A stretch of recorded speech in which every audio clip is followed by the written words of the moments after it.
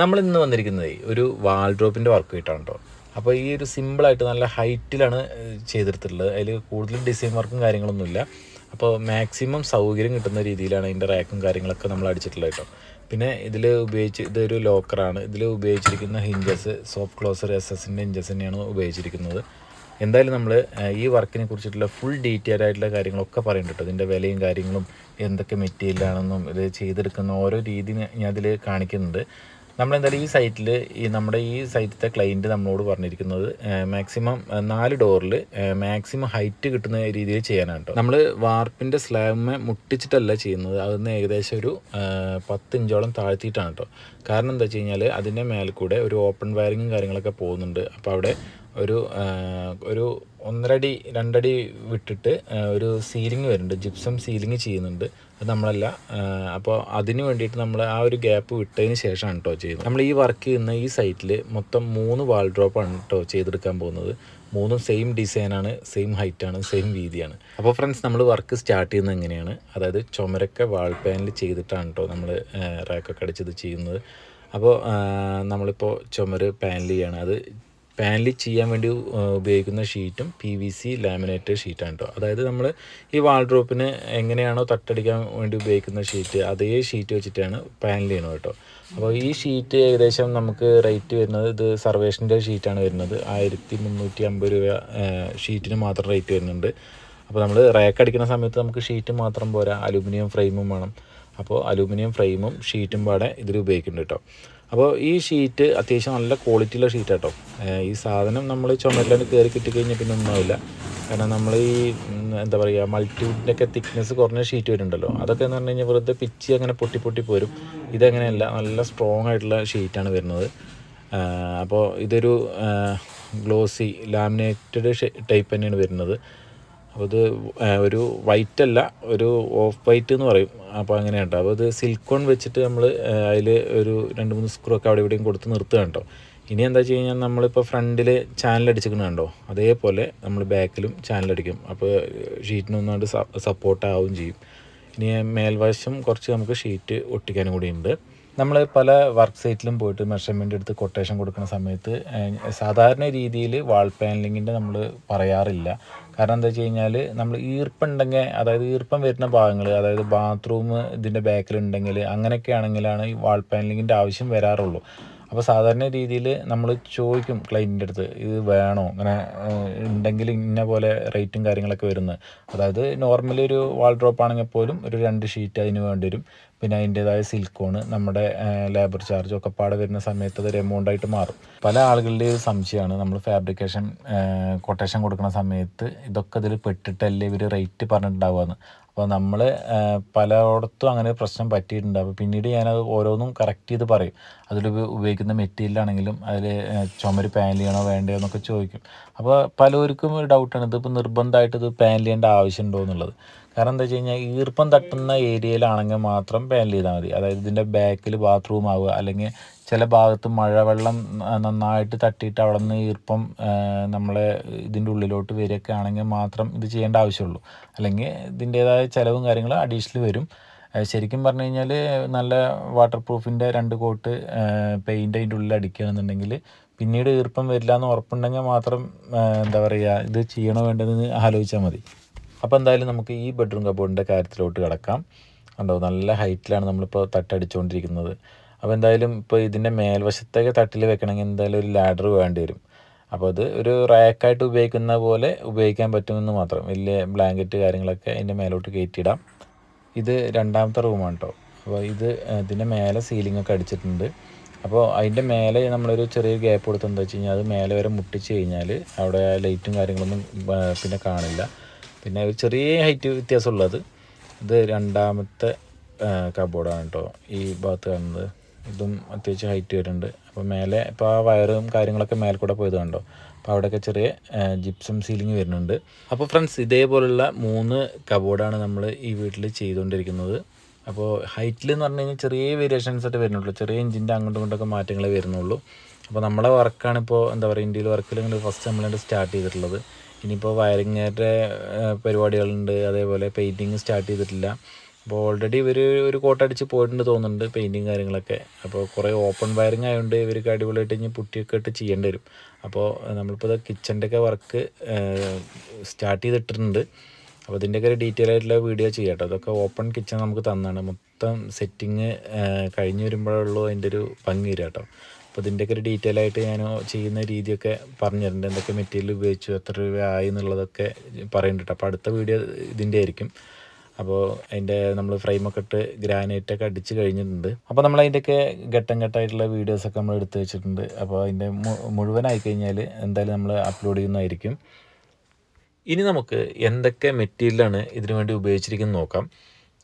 Outer ഫ്രെയിമായിട്ട്, അതായത് പുറത്തുള്ള ആദ്യം നമ്മൾ ഫിറ്റ് ചെയ്ത ഫ്രെയിം 1.25x1.25 എന്ന ഒരു സ്ക്വയർ ട്യൂബാണ്. അതേപോലെ നമ്മൾ ചുമര് വാൾ പാനൽ ചെയ്യാൻ വേണ്ടിയിട്ട് സർവേഷൻ്റെ PVC ലാമിനേറ്റഡ് ഷീറ്റാണ് ഉപയോഗിച്ചിരിക്കുന്നത്, പറഞ്ഞിട്ടുണ്ടായിരുന്നു. ആ ഷീറ്റിൻ്റെ മേൽവശം നമ്മൾ തട്ടടിക്കാൻ വേണ്ടി കൊടുത്തിരിക്കുന്നത് അലൂമിനിയം ചാനൽ 3x3 സ്ക്വയർ ട്യൂബാണ് കേട്ടോ. അതേപോലെ നമ്മൾ ഫ്രണ്ട് ഭാഗത്ത് 1 ഇഞ്ച് ലിപ്പ് സെക്ഷനാണ് കൊടുത്തിരിക്കുന്നത്. ലിപ്പ് സെക്ഷൻ കൊടുക്കാൻ കാരണം നമ്മൾ ഷീറ്റ് ഇടുന്ന സമയത്ത് ആ ഷീറ്റ് ഫ്രണ്ടേജ് ലിപ്പ് സെക്ഷൻ്റെ ഉള്ളിലോട്ടാണ് കയറി പോവുക.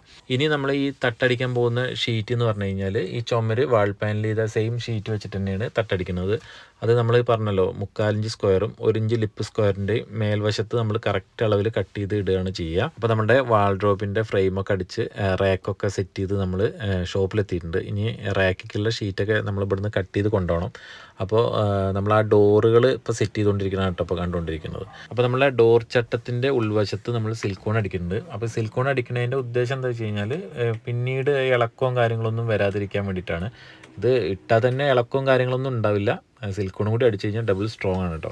അപ്പോൾ ഫ്രണ്ട്സ്, നമ്മൾ ഈ ഡോറിന് വേണ്ടി ഉപയോഗിച്ചിരിക്കുന്ന ഷീറ്റ് ലെക്സ എന്ന ബ്രാൻഡിൻ്റെ PVC ലാമിനേറ്റഡ് ഷീറ്റാണ് കേട്ടോ ഉപയോഗിച്ചിരിക്കുന്നത്.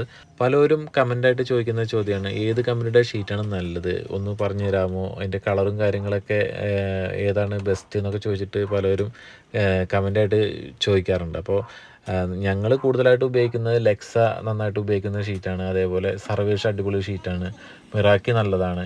അപ്പോൾ വേറെയും കമ്പനികളൊക്കെ ഇഷ്ടം പോലെ ഉണ്ട്. അപ്പോൾ നമ്മൾ കൂടുതലായിട്ടും ചെയ്യുന്നത് ഇതാണ് കേട്ടോ. കമ്പനികൾ മാറുന്ന സമയത്ത് വില വ്യത്യാസം ഉണ്ടോയെന്നും പലരും ചോദിക്കുന്നുണ്ട്. അപ്പോൾ വില വ്യത്യാസം എന്ന് പറഞ്ഞു കഴിഞ്ഞാൽ ഏകദേശമൊക്കെ സെയിം റേറ്റ് തന്നെയാണ് വരുന്നത്. ഇപ്പോൾ നമ്മൾ പറയുന്ന സർവേഷ് ആണെങ്കിലും ലെക്സ് ആണെങ്കിലും മിറാക്കിയൊക്കെ ആണെങ്കിലും വിലകളൊക്കെ ഏകദേശം സെയിമാണ് വരുന്നത്.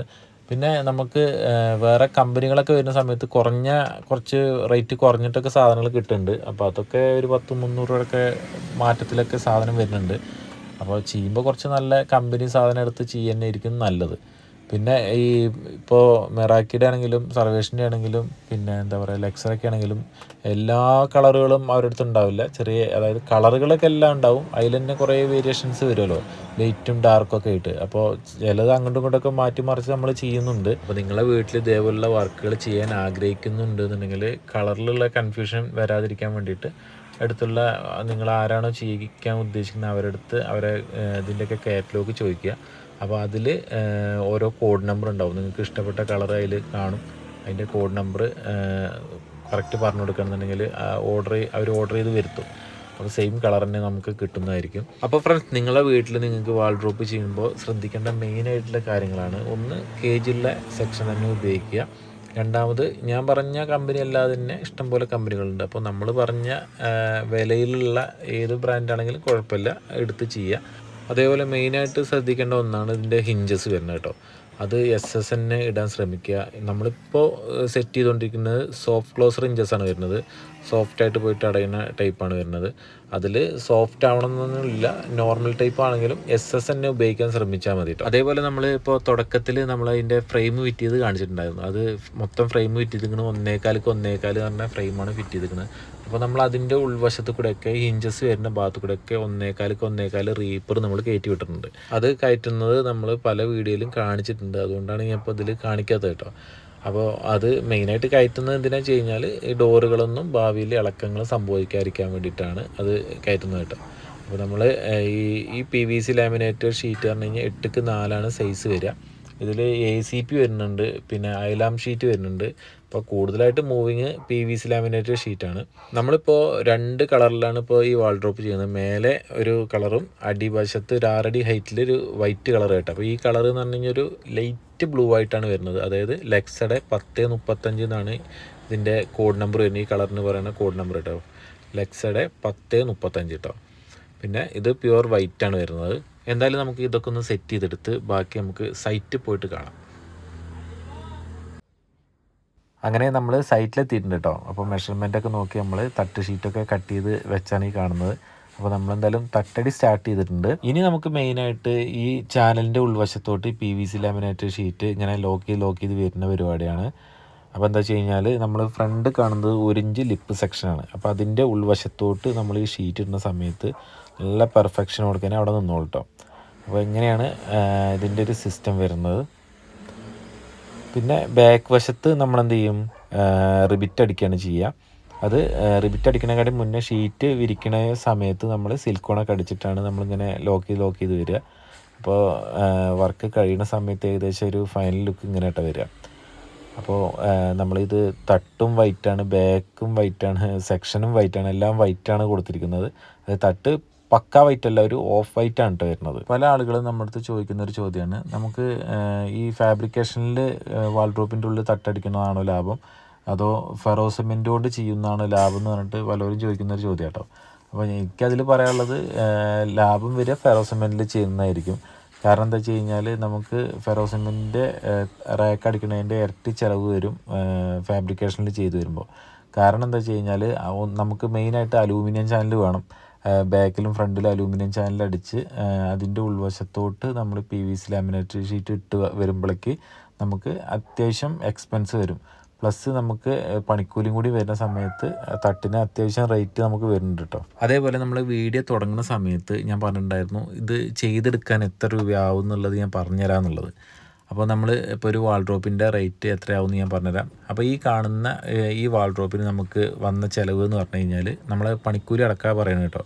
അത് ചുമരൊക്കെ പാനൽ ചെയ്ത് ഇതേപോലെ ഉള്ളിൽ ലോക്കർ കൊടുത്ത് പിന്നെ അടിവശത്ത് ഇതേപോലെ ഒരു 6 അടി ഹൈറ്റിലും ബാക്കി മേലോട്ട് 3 അടി ഹൈറ്റിലൊക്കെ വെച്ച് ചെയ്ത് വന്നപ്പോഴേക്ക് നമുക്ക് 48,000 രൂപയാണ് പണിക്കൂലി അടക്കം വന്ന ചാർജ് കേട്ടോ. അപ്പോൾ നമ്മൾ ഈ ഒരു സൈസിൽ ചെയ്തെടുക്കുമ്പോൾ നമുക്ക് വന്ന റേറ്റാണ് ഞാൻ പറഞ്ഞത്. ഇനിയിപ്പോൾ ഇതല്ലാതെ ഇതിലും നമുക്ക് കുറേ ഡിസൈൻ വർക്കിലൊക്കെ നമുക്ക് ചെയ്തെടുക്കാൻ പറ്റും. അതേപോലെ ഡ്രസ്സിംഗ് ടേബിളും കാര്യങ്ങളൊക്കെ വെച്ച് സെറ്റ് ചെയ്ത് ഒന്നും കൂടി അടിപൊളിയായിട്ട് വേണമെങ്കിൽ സെറ്റ് ചെയ്യുക. അപ്പോൾ അതിൻ്റേതായ റേറ്റും കാര്യങ്ങളൊക്കെ പിന്നെയും വരും. ഞാൻ അതല്ലാതെ കുറച്ചും കൂടി വീതി കുറച്ച് ഹൈറ്റൊക്കെ കുറച്ച് ചെയ്യുമ്പോൾ നമുക്ക് അത്രയും റേറ്റ് കുറയും. പിന്നെ ചുമര് പാനലിങ് ഒഴിവാക്കണമെങ്കിൽ അതിൻ്റേതായ റേറ്റ് കുറയും, ഞാൻ പറഞ്ഞിട്ടുണ്ടായിരുന്നല്ലോ. പിന്നെ നമുക്ക് ഇതിൻ്റെ ഇത് ഉപയോഗിക്കുന്ന അലൂമിനിയത്തിൻ്റെയൊക്കെ തൂക്കം കുറച്ച് ചെയ്യാം. ഇപ്പോൾ നമ്മളൊരു കുഴപ്പമില്ലാത്ത വെയിറ്റുള്ള സെക്ഷൻ വെച്ചിട്ടാണ് നമ്മളിത് ചെയ്തെടുത്തിട്ടുള്ളത്. ഇനി അതല്ലാതെ കുറച്ചും കൂടി വെയിറ്റ് കൂടിയ സെക്ഷൻ ഉപയോഗിക്കുന്ന സമയത്ത് ഇനിയും റേറ്റ് കൂടും. ഇപ്പോൾ നമ്മളിതിൽ ഉപയോഗിച്ചിരിക്കുന്ന അലൂമിനിയത്തിൻ്റെ ഒരു ലെങ്ത്തിന് തന്നെ 800, 850 രൂപ, 900 ഒക്കെ റേഞ്ച് വരുന്നുണ്ട്. അപ്പോൾ നമുക്ക് അത്യാവശ്യം മെറ്റീരിയലും കാര്യങ്ങളൊക്കെ കയറുന്ന സമയത്ത് അത്യാവശ്യം റേറ്റായി. പിന്നെ നമ്മളിതിൻ്റെ ഷീറ്റിന് റേറ്റ് വരുന്നുണ്ട്, തട്ട് ഷീറ്റിന് റേറ്റ് വരുന്നുണ്ട്, ചുമര് പാനലിന് റേറ്റ് വരുന്നുണ്ട്, പിന്നെ ഇതിൽ ഓരോ ആക്സസറീസിനും റേറ്റ് വരുന്നുണ്ട്. പിന്നെ ഇതൊക്കെ പാടെ കഴിഞ്ഞ് നമുക്ക് ഇതിൻ്റെ നമ്മളെ പണിക്കൂലിയും കൂടി കൂട്ടുന്ന സമയത്താണ് ഈ റേറ്റിലോട്ട് വരുന്നത് കേട്ടോ. ഇനി പല ആളുകളും നമ്മളടുത്ത് ചോദിക്കുന്ന ഒരു മെയിനായിട്ടുള്ള ചോദ്യമാണ്, ഇത് കൂടുതൽ കാലം നിൽക്കും, ഇത് എങ്ങനെയാണ് ഇതിൻ്റെ കാര്യങ്ങൾ എന്നൊക്കെയുള്ളത്. ഇപ്പോൾ ഞാൻ പറയുന്നു, ഒരു കാരണവശാലും ഒരു കംപ്ലൈൻറ്റും ഇങ്ങനത്തെ മെറ്റീരിയലിന് ഇപ്പോൾ വരാൻ പോകുന്നില്ല. കാരണം എന്താ വെച്ച് കഴിഞ്ഞാൽ പണ്ടത്തെ ഫാബ്രിക്കേഷൻ മെറ്റീരിയൽ എന്നൊക്കെ പറഞ്ഞു കഴിഞ്ഞാൽ KC സെക്ഷനൊക്കെ ആയിരുന്നു വന്നിരുന്നത്. അതിൻ്റെ ഉള്ളിൽ നമ്മൾ ഷീറ്റൊക്കെ ഇട്ട് അത് തൂങ്ങണ പ്രശ്നം കാര്യങ്ങളൊക്കെ വന്നിരുന്നു. പക്ഷേ ഇപ്പോൾ ഇറങ്ങിയ മെറ്റീരിയൽ എന്ന് പറഞ്ഞു കഴിഞ്ഞാൽ ഒരു കാരണവശാലും ഒരു കംപ്ലൈൻറ്റും വരില്ല, ഒരു തൂക്കം വരില്ല. കാരണം അങ്ങനത്തെ മെറ്റീരിയലാണ് ഇപ്പോൾ വന്നിരിക്കുന്നത്. നമ്മൾ വേണമെങ്കിൽ ഡോറിൽ തൂങ്ങി കാണിച്ചു തരാം, എന്നാലും അതിനൊരു കംപ്ലൈൻറ്റും വരില്ല. അപ്പോൾ ഇതിൻ്റെ ഹാൻഡിലൊക്കെ നോക്കൂ, അലൂമിനിയത്തിൻ്റെ ഹാൻഡിൽ പ്രൊഫൈലാണ് കൊടുത്തിരിക്കുന്നത്. അത് ഏത് കളറിലും ലഭ്യമാണ് കേട്ടോ. എന്തായാലും നമ്മുടെ വർക്ക് ഇവിടെ കഴിഞ്ഞിട്ടുണ്ട് കേട്ടോ. അപ്പോൾ ഞാൻ ഇതിൻ്റെ സ്റ്റിക്കറും കൂടി ചീന്തിയിട്ട് അടിപൊളിയായിട്ട് വീഡിയോ ഒക്കെ എടുത്തിട്ട് അപ്ലോഡ് ചെയ്യാമെന്നൊക്കെ വിചാരിച്ചതാണ്. പക്ഷേ ഈ വീട്ടിൽ പെയിൻറ്റിങ് സ്റ്റാർട്ട് ചെയ്തിട്ടില്ല. അപ്പോൾ സ്റ്റാർട്ട് ചെയ്യാൻ ഇനിയും കുറച്ച് താമസം ഉണ്ടെന്ന് പറയുന്നുണ്ട്. അപ്പോൾ ഇത് സ്റ്റാർട്ട് ചെയ്ത് കഴിഞ്ഞാൽ തന്നെ അത് കഴിയുമ്പോഴേക്ക് തന്നെ സമയം പിടിക്കുക. അപ്പോൾ അത് കഴിഞ്ഞിട്ടുള്ളത് സ്റ്റിക്കർ ചിന്തിയാൽ മതി എന്നാണ് പറഞ്ഞിട്ടുള്ളത്. അപ്പോൾ എന്തായാലും നമ്മൾ ഇപ്പോൾ ഇത് അപ്ലോഡ് ചെയ്യാൻ പറ്റിയില്ലെങ്കിൽ ഇപ്പോൾ എടുത്തൊന്നും ഇത് അപ്ലോഡ് ചെയ്യാൻ പറ്റില്ല. അതുകൊണ്ടാണ് ഞാൻ ഇതിപ്പോൾ അപ്ലോഡ് ചെയ്ത് കേട്ടോ. അപ്പോൾ ഈ വീട്ടിൽ ഒരുപാട് വർക്കുകൾ നമുക്ക് ഇനിയും ചെയ്യാണ്ട്. കിച്ചൺ കബോർഡിൻ്റെ വർക്ക് ഉണ്ട്, പിന്നെ നമുക്ക് ബാത്റൂമിൻ്റെ ഡോറുകൾ, ബെഡ്റൂം ഡോറുകൾ, പിന്നെ നമുക്ക് കുറേ ഗ്ലാസ് വർക്കുകളൊക്കെ ഉണ്ട് കേട്ടോ. അപ്പോൾ ഫ്രണ്ട്സ്, നമ്മൾ ചെയ്യുന്ന ഓരോരോ വർക്കുകൾ വ്യത്യസ്തമായ വർക്കുകൾ വരുന്ന സമയത്ത് എന്തായാലും ഞാൻ അപ്ലോഡ് ചെയ്യുന്നതായിരിക്കും.